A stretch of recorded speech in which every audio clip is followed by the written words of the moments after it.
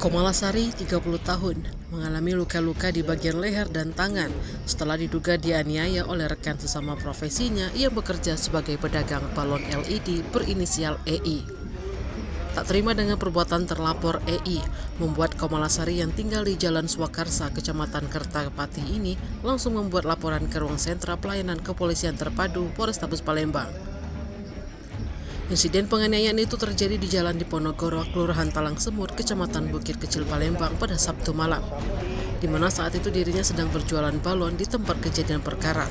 Lalu terlapor datang langsung mengajak duel korban. Beberapa saat dirinya dicekik dan diseret hingga terguling.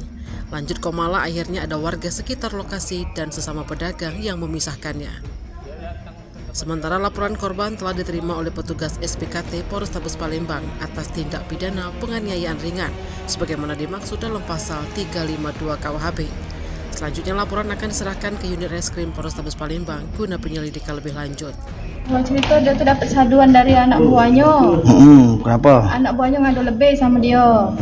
Nah, pas itu dia tuh datang langsung nantang ajak duel. Iya. Sudah ngajak duel, aku tunjuk ke bukti kalau anak buahnya tuh bersalah.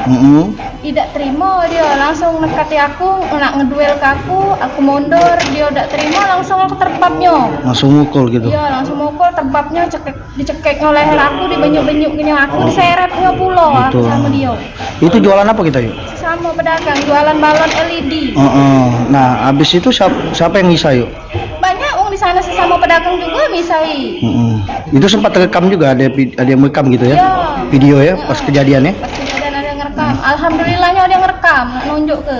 Itu kita dengan dia tuh apa hubungannya yuk? Main. Cuma orang lain, tapi kita pernah ikut kerja sama dia? Pernah ikut kerja sama dia. Sekarang kita buka dewek gitu ya? Buka dewek. Siapa nama pelaku yuk? Eli. Nama kita siapa? Komalasari. Iya. Tim Liputan Sumsel Update TV melaporkan.